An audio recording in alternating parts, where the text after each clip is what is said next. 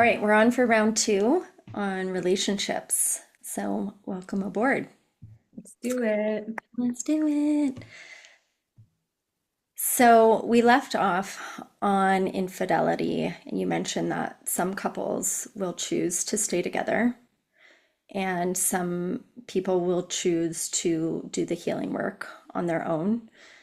And I'm curious for the couples that you have supported through infidelity, what does that process look like? And have you seen couples make it through to another side? And what does that other side look like?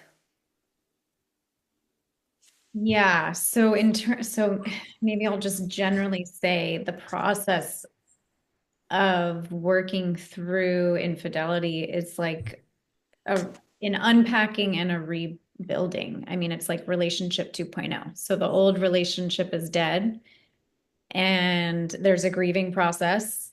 And then there's really dissecting the state of the relationship and the dynamics that created this perfect situation, or I know I used the word before, vulnerability, that allowed for the infidelity to happen. And even aside from the infidelity, just looking at the relationship, the state of the relationship, and what was happening and why, and then revisioning the new relationship. What do we want our new relationship to be like, look like, feel like? How is it going to be different? How am I going to show up? What's my growth? What's your growth? You get to totally create something new.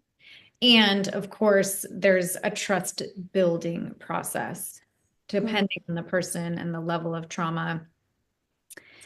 That that takes a little bit of time to just get comfortable again. And it often feels like you're just getting to know the person all over again because the person that you knew was not the person that you knew.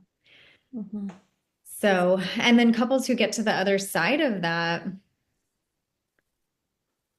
man, it's like I kind of think you get to, in a way, transcend ego because ego is very bruised by the idea of your partner going out and seeking love elsewhere. And there's all these stories about I'm not enough, or maybe there's embarrassment or shame connected to the other person. And so there's an ego component there that dissolves when you can let go of that and actually get to the core of the connection and what you want it to be and acknowledge your own limitations. And it's a really vulnerable place.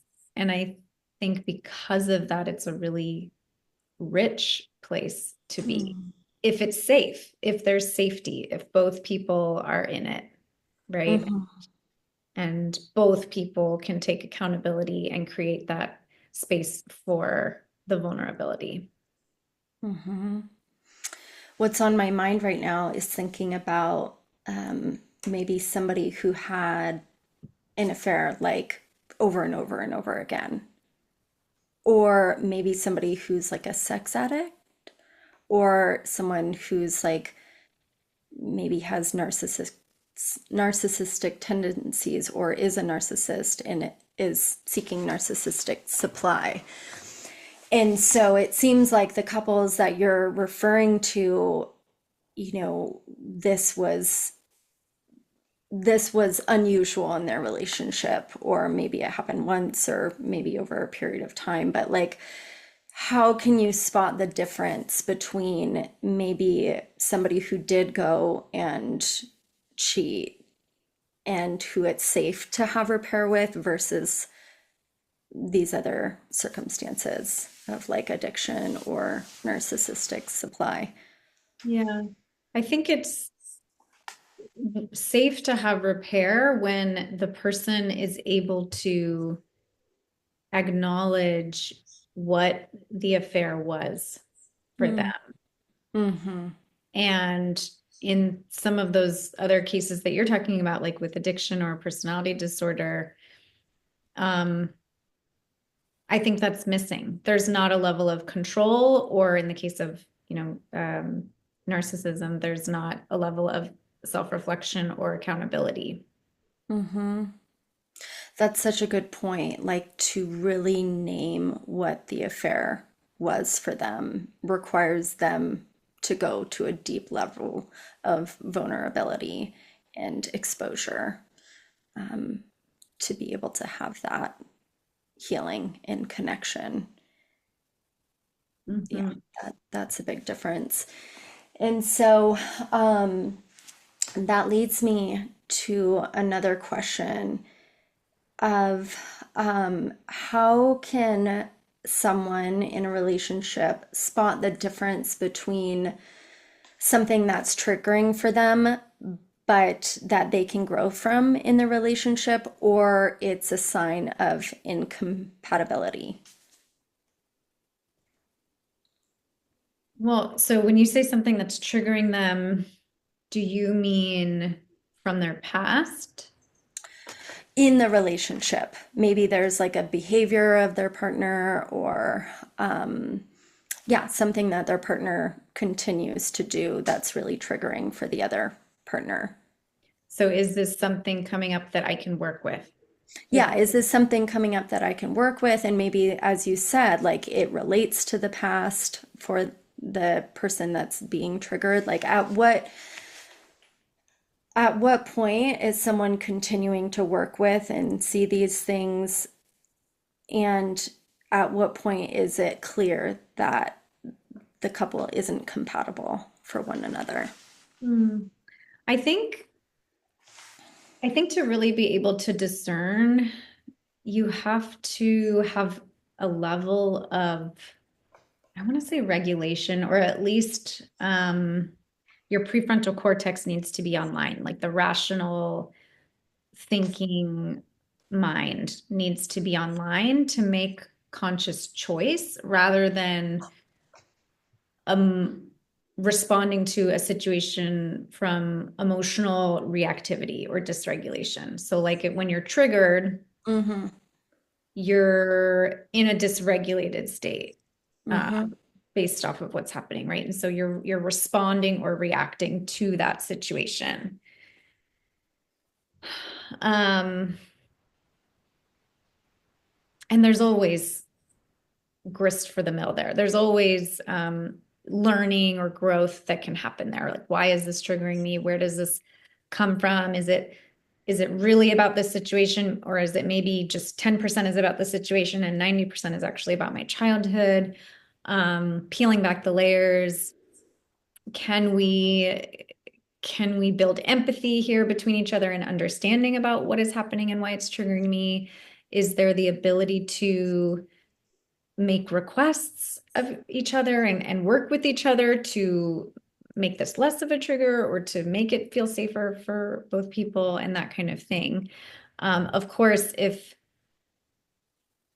if none of that is there, there's no real possibility for accountability, reflection, creating a willingness to take even baby steps or get help trying to take baby steps to create the safety. And it becomes apparent that this is just where we're going to stay. And, I've done my own healing work around the trigger and so on and so forth. And so if you've done that piece, then maybe it's not even, I mean, in theory, it shouldn't even really be that much of an emotional trigger Mm-hmm. being elicited from you, even if it does continue. But then logically, rationally, in a really grounded way, you could look at the situation and say, yeah, this is crossing a line for me, or this is an incompatibility. I'm not up for this for the rest of my life. Right. It's not a match for what I Mm. want, like in coming from a more neutral place. And that seems really important to, if there is a trigger or an emotional response, like it's important first to do the work around that before making any big choices. Yes. Right. Yes, and for a lot of people, our default is to point the finger the other way, right? You triggered me. Whatever you're doing is not okay, and that's the reason I'm having this big emotional reaction. And I think a really healthy starting place is actually pointing the finger at yourself and getting really curious about why this is activating you in such a way. What's underneath and where does it come from, and what am I needing? So starting with the self and then bringing in the relational piece of, yeah, sharing with your partner, looking at the behavior that's creating the wound or the emotional reaction, making requests, seeing if we can work on it. Right. It's information for the person in that triggered state Hmm. about themselves more than it is about the relationship at that time. And it Yes. could certainly be about the relationship, but the first step is understanding what's happening internally to be able to even come to the relationship from a understanding place in a workable with place. Hmm. Hmm. So you created the two courses. One is the relationship roadmap course. Could you walk us through that and what people get from doing that course? Yes. So the first course I created is called Unlock Your Relationship Roadmap. And I essentially wanted to create a course that would quickly allow people to understand really what we were just talking about, understand themselves in relationship. What are my triggers? What are my needs? What are my coping strategies? What was my experience or my experiences in childhood that caused me to adapt certain character traits that are now feeding into my style of relating? What were my wounds in childhood that are now being repeated or inevitably going to be repeated in my adult relationships? Because that's just how the mind works. We have this template of love created in childhood, and that becomes what we attract and what we repeat. And so it's a tool for any individual because we are all in relationship in some capacity all the time. And it's a tool for couples to understand themselves and each other so that people can not get so overwhelmed and wounded by these unconscious dynamics that play out between people in relationship so that you can actually understand what is at the root of Mhm. the relationship frustrations, dysfunction. What am I really needing? And you can have that awareness and self-compassion piece and also that empathy for the other that you're Mhm. in relationship with. And figure out how to, based on all of that information, figure out what your path forward is, how to have a conscious, loving, connected relationship with yourself and with others, Mhm. and how to reclaim parts of yourself that you may have lost based on your conditioning in childhood. Mhm. So it's like a roadmap back to you, really, you and who you are in relationship. It's like, yeah, I think of it as the ultimate blueprint to you. It is that, and it's crazy because I've done years of therapy. I've studied psychology, I've studied relationship, and I was so amazed going through, you lay it out, you go through the course and then you ask certain questions, we fill out a sheet to better understand ourselves, well, multiple sheets. And there were like specific questions that when I was guided to go back, when you guided us to go back, I was like, oh my gosh, I didn't know that about myself. And you just made it so easy to outline and understand more about our wounds and our history. And the question that comes to mind was like, how did you act out as a child to get what you wanted? Mm. Something like that. And I put down like tantrum or something. And then I was like, oh man, like what do my adult tantrums look like? It caused me to really reflect on myself in ways that I hadn't with such clarity. And and something else that you've said, you mention it on your social media pages, you talk about it and you mention it in your course, is that oftentimes we get into partnership with somebody who's wounded at the same phase Hmm. of development that we were. And so I'm so curious because I think, and you do talk about this, of how it can look differently. Like, even though we're wounded at the same phase, we can express it differently. Hmm. And can you speak more about that? Yeah, so this actually blew my mind and is really what propelled me to create the course is this information about childhood development. Mm, And um, so some people, maybe not everybody, is familiar with the idea that there are developmental stages in childhood that we go through where from like zero, birth to age 3, we have certain needs from our caregivers, and and we have certain skills we're developing that looks very different from then age 3 to 4, and then 5 to 7, and so forth. So there's these different stages where we are developing our personalities. We're developing into people. And it's very contingent on what we're experiencing in our environment and in our relationships. What we experience in our relationships with our parents will determine whether we are successful in completing the tasks of that stage or the development during that stage, or not successful, or maybe we are hindered in some way.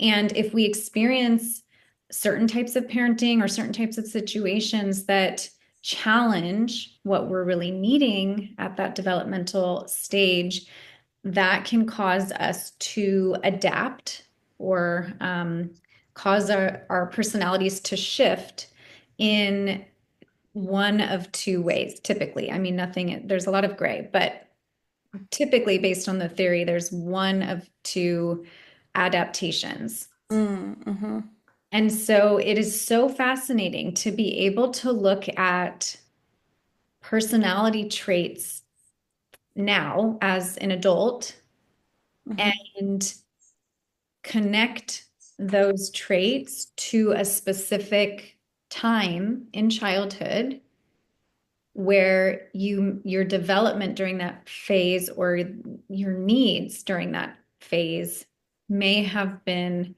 um, interfered with. hmm. Could you give us an example? Like, I know you're going to move on to something else, but could you tie in an example there? Yeah. Yes. So let's see. One example is somebody who in adulthood is what we call rigidly controlling. Call it whatever you want, but Mm-hmm, basically somebody who needs to feel in control. And this person might have a tendency, specifically in relationship, because when we are in intimate partnership, it's a trauma trigger. That's when we initially are at our best, and then we can be at our worst. mm-hmm, So in relationship, specifically for the rigid controller, they might have a tendency to think in black and white and have really kind of rigid ideas about who people should be or how people should behave, right versus wrong. Those people with that adaptation tend to think that they know what's right or they know the right way to do things. And so Mhm. in partnership, that can feel like micromanaging or for the other partner, they might feel criticized a lot or judged or like, gosh, you're always telling me I'm not making our kids lunch right, or you're always right. You always have to interfere and make sure I'm doing things correctly. And if I step out of line or do something away in a way that you wouldn't do, you're gonna reprimand me for it or call me on it or criticize me. So Mhm. that's a common relational experience for that adaptation. And often we can connect that back to childhood around age 3 or 4 when the child is really stepping into and developing their sense of self, their sense of identity. And if they had parents or they had the experience of the people around them um, kind of diminishing or negating certain parts of their self-expression, or maybe they only valued, their athleticism, but they actually, the parents or the caregivers didn't really like their dancing or some other part of themselves. And so maybe the child had the experience that the whole of who they were was not accepted, or they were only viewed in a really limited way, not in their fullness, not the full picture of who they were. That can create this rigidly controlling adaptation. Hmm. So it's fascinating to be able to just know these things about yourselves, these things that we accept about ourselves, or maybe it lives in the shadows. Maybe we deny it because at our core, I don't identify as a controlling person. I'm actually a really loving, um, nurturing person, and that being controlling doesn't align with my values. And so when my partner tells me I'm critical or judgmental, that creates a lot of defensiveness because it doesn't match up with how I see myself. Well, there's something about being able to tie this back to childhood and look at these moments. And often we can then connect to memories where we felt maybe unseen or invalidated in some way.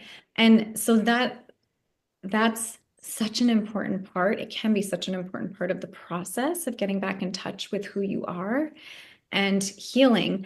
But to come back to that piece about how we match up with somebody who's Mhm. been wounded during the same stage, so that is true. We often pair up with someone who's on the same level of emotional wounding as us and who is often wounded during the same stage, um, Mhm. but has the opposite adaptation. So the opposite of the rigid controller. So if I'm the rigid controller, I would pair up with somebody who is also wounded during the identity stage. Mhm.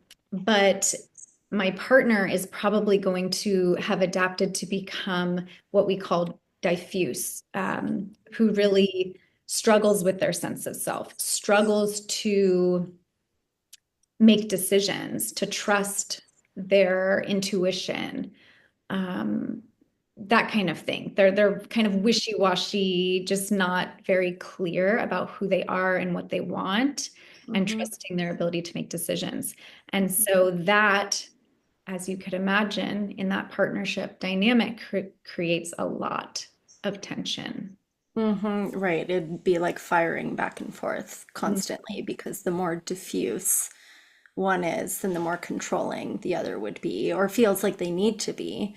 And then the more controlling, the more the other one would struggle with their sense of identity, feeling like they're doing everything wrong, or they can't even find their sense of who they are because they have somebody nitpicking at them all the time as they try to do anything.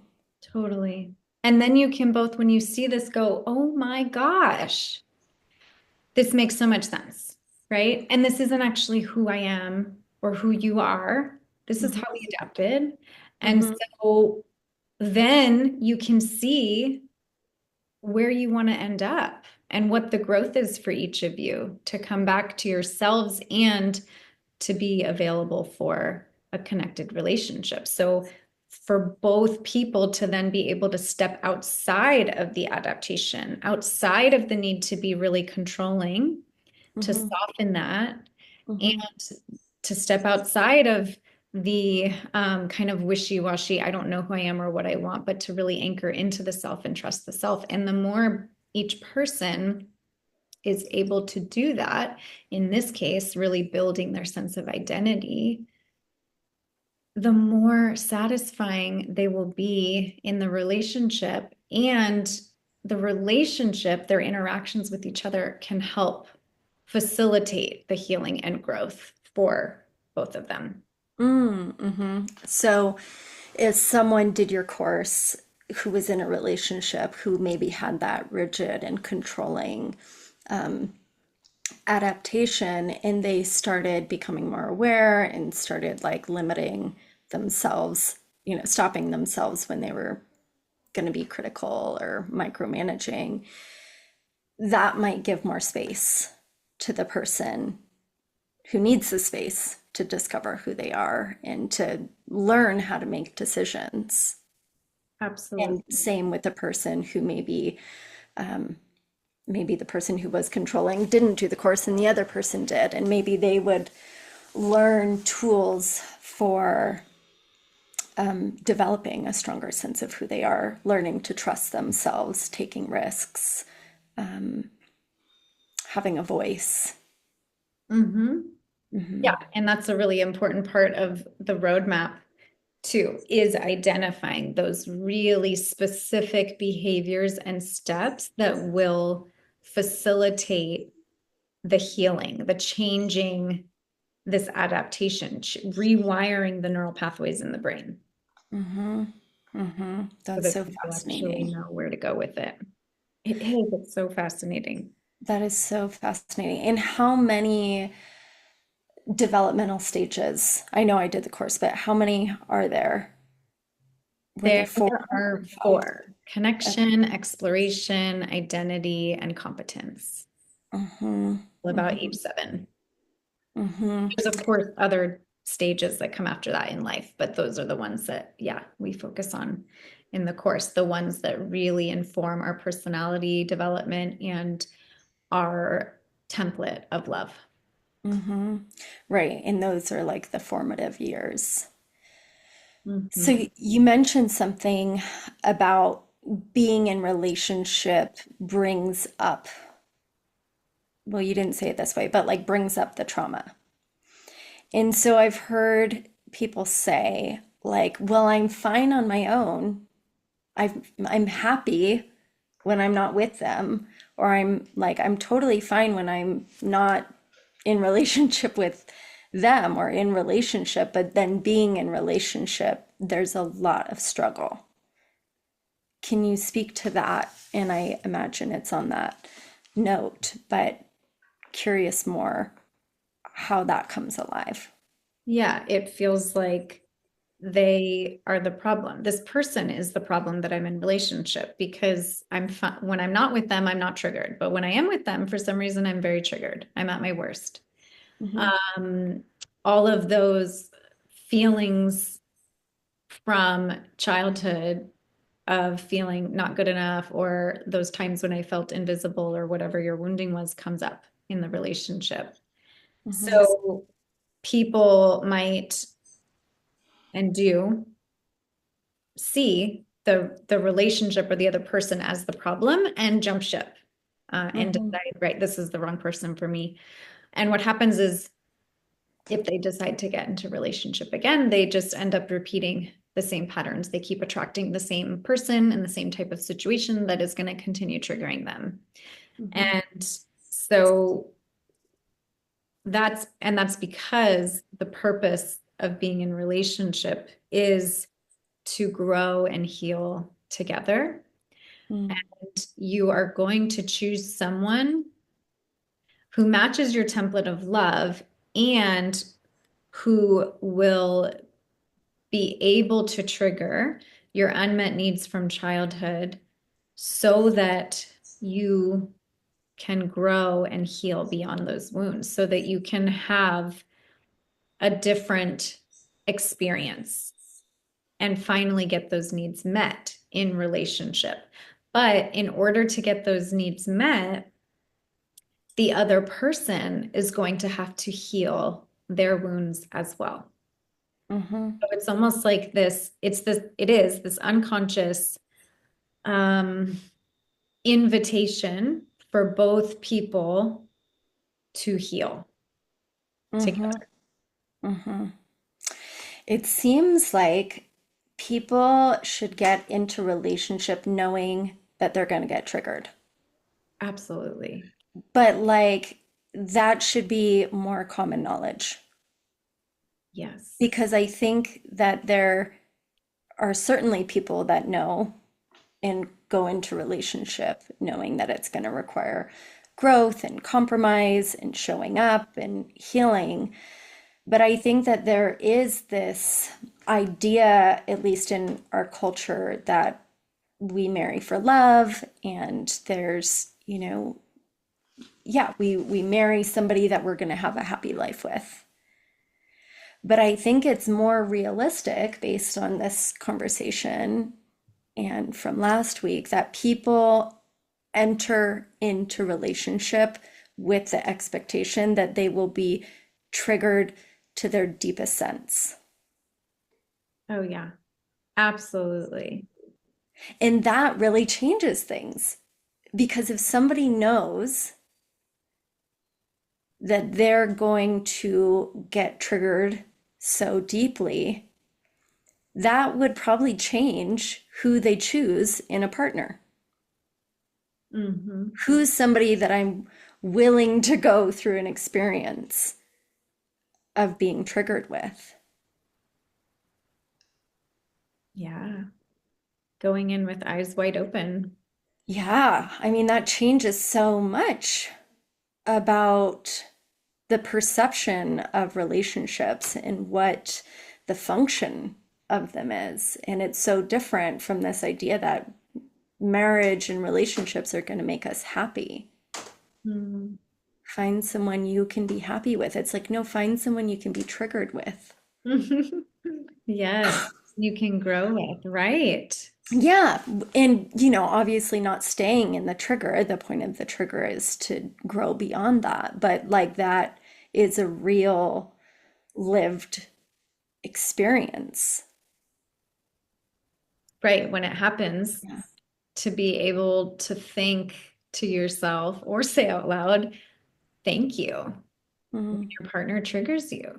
Because, wow, thank you for showing me this piece of me that needs healing, that needs some kind of attention. Mhm. Right. Because it's that deep trigger or wound that allows for the healing. Hmm. And so, thank you to the relationship that is full of conflict and feels shitty, you know, versus, when you're all alone and you're happy, it's like, okay, this relationship that maybe feels hard to come home to is the one that is offering you more than you can get by simply being in your joy alone. Hmm. Right. Hmm. That brings me to something I was thinking about earlier, which was is this work something that people can do alone? Yes. Can you imagine? Yeah. I think about if I had this roadmap, the blueprint to myself, Hmm. to my connecting my childhood to my present, outlining my future wholeness and healing and what that looks like, to fully understand what kind of partners I attract, Mm-hmm. what kind of situations I can expect, what kind of triggers I'm going to have, to understand my response to Mm-hmm. those triggers, how I adapted from childhood, and how I'm going to bring that into the relationship. Oh my gosh. I mean, I wish I had that information. Mm-hmm. Talk about, again, going in with eyes wide open. Mm-hmm.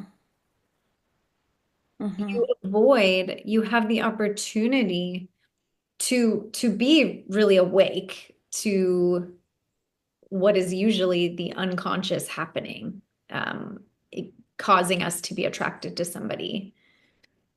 To go in with discernment, maybe to really consciously say, okay, this is who I tend to be attracted to. Is that here? What am I really seeing consciously? Am I seeing those aspects of my parents? Often it's the positive in the beginning. Okay, great. I can look out for those little cues of my unmet needs showing up, or those certain traits of my parents that were hurtful. I can be on the lookout for those and just bring awareness to those. And it doesn't mean somebody's a deal breaker, but I know, well, I can decide up front if what is a deal breaker and what's not. But then when these things show up, I expect them, and I know how I can respond in a conscious way. Um, I know how we can grow and heal together. Mm-hmm. I mean, there's just nothing better than that. You can avoid getting stuck in the power struggle and taking it so personally when you do get triggered, Mm-hmm. and avoid projecting that image onto the other person that, oh, they're just like my mom or my dad or whoever wounded me, right? Mm-hmm. They make me feel exactly the same way. You can avoid all of that stickiness and just get to the root of really what's happening, and experience so much growth and healing, I don't know, to a deeper degree or so much quicker than Mm-hmm. you would. I mean, Mm-hmm. I just love the idea of that. Mm-hmm. Yeah. And imagine if like couples did this course together before they got married, or, before they went into that deeper commitment, or just in the exploration stages. And yeah, individually. And when you said, like, imagine if we had this going into a relationship, and I was like, I had been guided through a course to look at like patterns in relationship, but what was so new to me in this was what to expect and what my response was. Mm. Like, that was so new to me, to have that laid out so clearly through the different prompts that you guided us through. And that was so illuminating, because sure, it is so helpful to see the patterns and to understand that. But then what we can expect to come up, I mean, that's forward looking, in what we could expect our response to be. That's also forward looking. And Which to is be, so important. which is essential, which Mhm. is essential. And I mentioned earlier of just things that came up, through doing your course, that I discovered about myself. But I was just amazed through understanding that, of like, based on my childhood and what I received or experienced from my caregivers, and how I, interpreted that and lived through that, then I can expect to have this experience, and how I dealt with that and how I adapted. I can expect to see that again. And if it's not healed and acknowledged, then it's just a through line. And it's so important. I know that people talk about, like, why aren't kids learning about like financial literacy in school or business? And these are real life skills that we need, but relationships, like, as you said, we're in relationship all the time. There's nothing more important. It's so true. And how many of us go through years of trying to discover these things? I mean, you've been studying and studying and living for years and years and years to be able to pass this forward, distilling all this information to make it accessible for people. But how many people just live year after year in the same pattern without the information, Mm. without the tools? And I guess that brings me to your next course. Your first one is the blueprint of really understanding who we are and how we came to be and our responses and adaptations and all of that. Um, but I haven't gotten to do your next course yet. And so what does that one entail? Yeah, so the follow-up course, Connected Healing, I wanted people who had their blueprint to who were ready to then who were ready for healing to then have a space to move right into actually creating new neural pathways and processing and releasing the pain from childhood.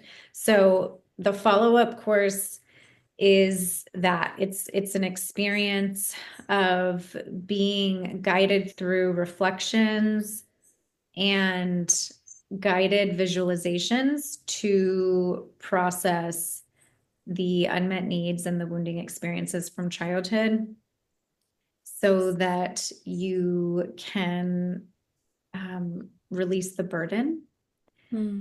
the lasting emotional impact of those experiences that fuels the adaptations, the need to control, or the lack of self-worth, or whatever your experience is. And so being able to process, release, and create new neural pathways of safety and integration allows the healing to happen so much more quickly. Mm-hmm. It just allows you to tap into your higher self-worth, self, who you are.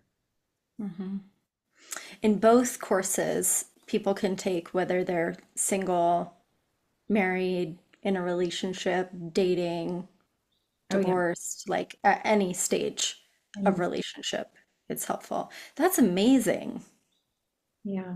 I don't know any other course like that. I mean, so many are more focused on, if you're in a marriage or if you're dating or, so to have something that people can be guided through, regardless of the stage, that's pretty cool. And that they can do it on their own or with their partner in either way is going to be beneficial. Yeah. Hugely. Hmm. Hugely.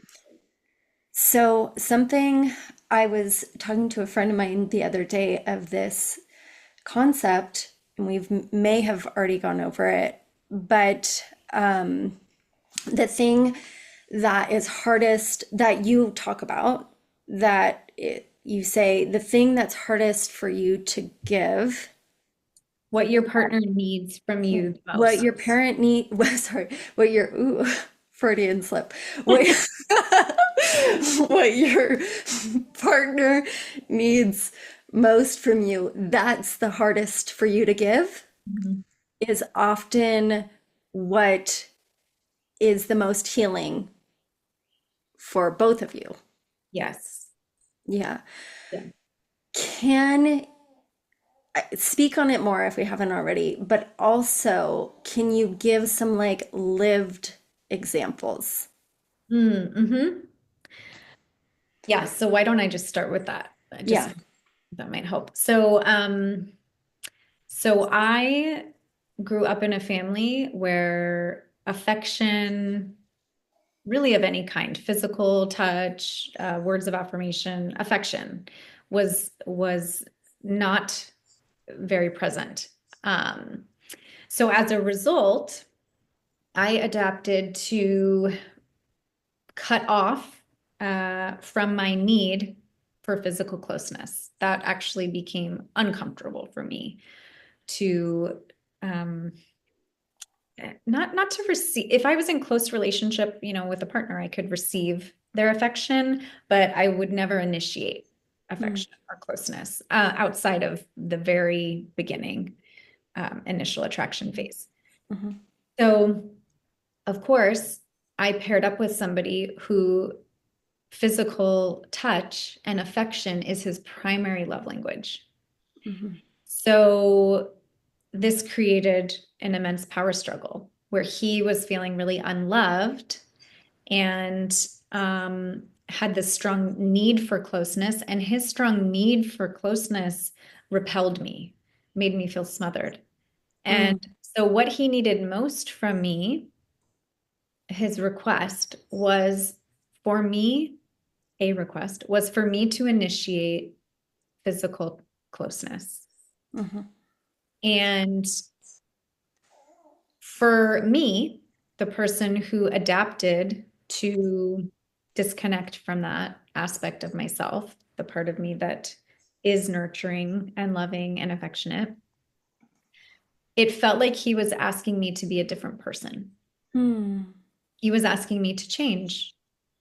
Initially, that felt really painful. It felt like he didn't accept who I was. mm, He wished he was with someone different. He is asking me to change my biology. I don't know how to do this. This is not who I am.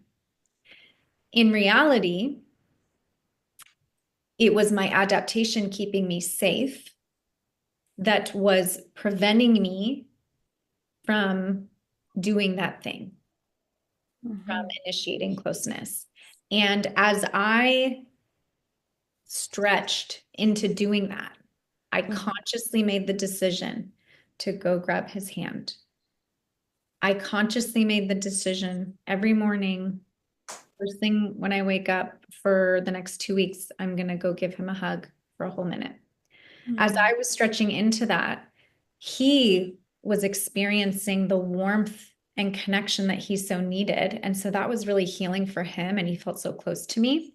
mhm, At the same time, and I would argue the greater gift in that request was for me because mm, I slowly was creating, I was stepping out of my adaptation to disconnect and pull mhm, away mhm, and stay safe in myself, in my own little bubble. And I was creating new neural pathways.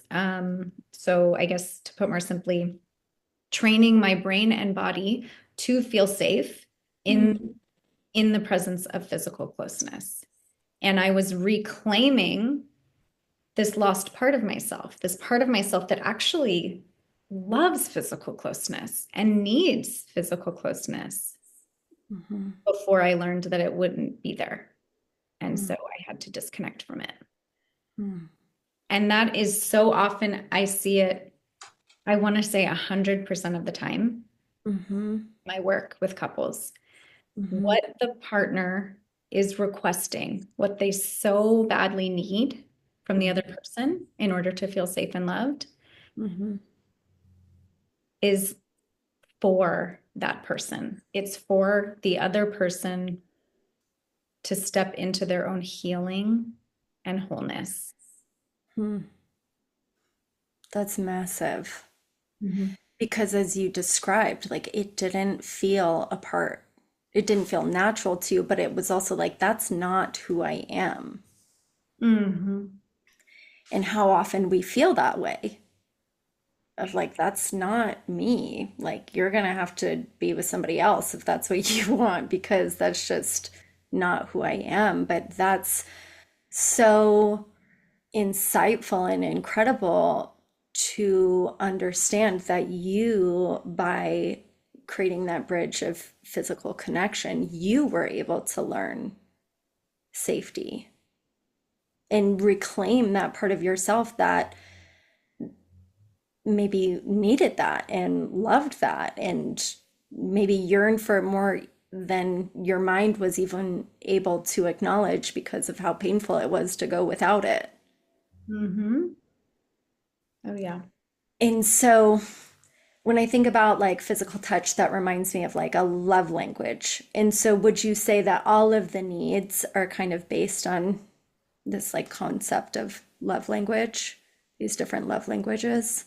You Or is it like, are there other examples? Like, I need them to show more gratitude. Maybe that is a love language, but like, are there other kind of examples Yeah, that I mean, you exist? could totally use that language that, yeah, this is my love language. You could also distill it down to something that's more specific.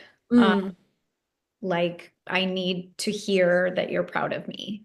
mm, I'm trying to think of what else. I need eye contact, right? And I think the person, Gary Chapman, who created the five love languages, maybe you could even put those into one of the categories.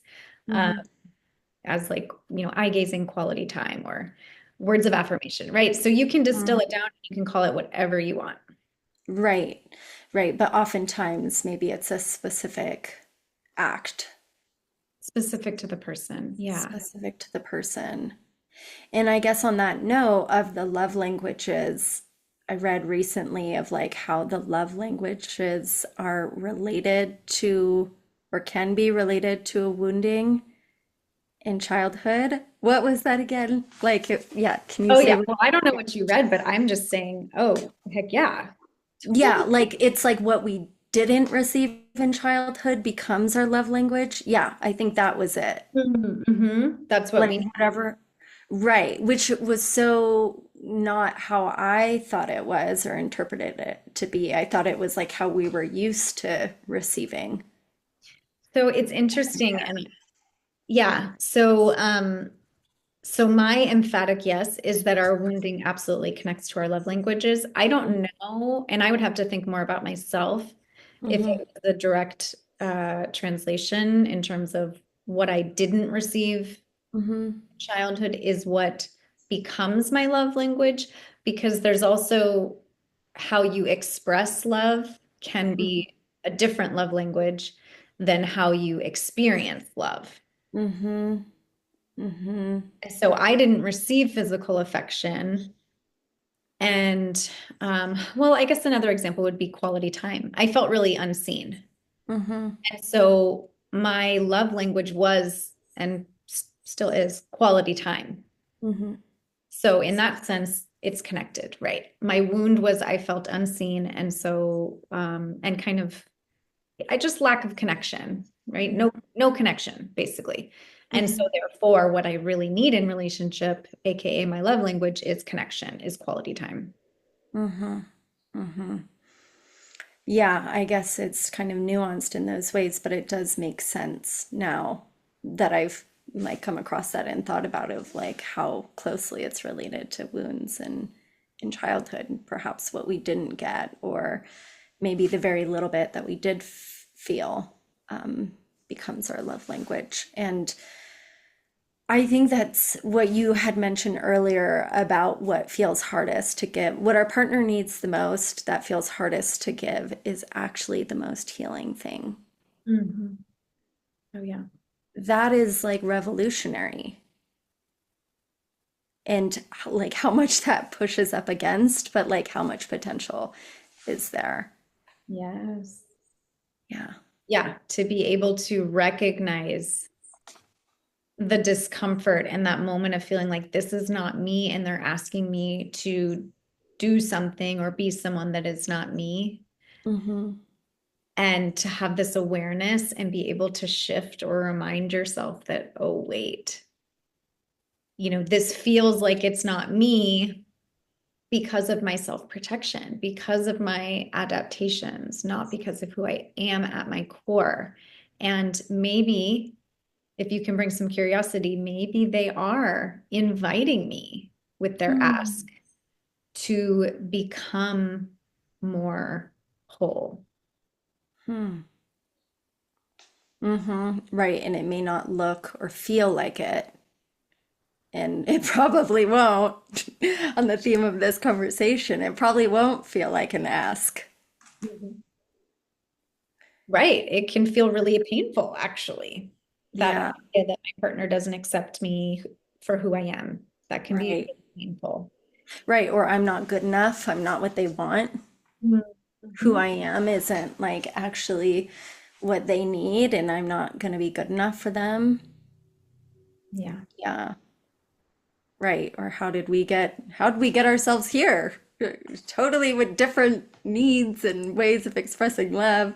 But I think what you've shared with us is actually how perfect that is in the greater scheme of things. Yeah. Yeah. I love that. So, as we wrap up here, are there any last thoughts or things that you'd like to pass on in regards to relationships, maybe that we haven't covered? Mm, I don't think so. Mhm. Well, thanks for sharing your wisdom with us these last couple weeks, and people can look out for you on your social media and take your courses. The blueprint, so interconnectedlove.com. Yep. Interconnectedlove.com. People can find it all there. Yeah. Thanks so much. Thanks for your questions. That was fun. That was fun.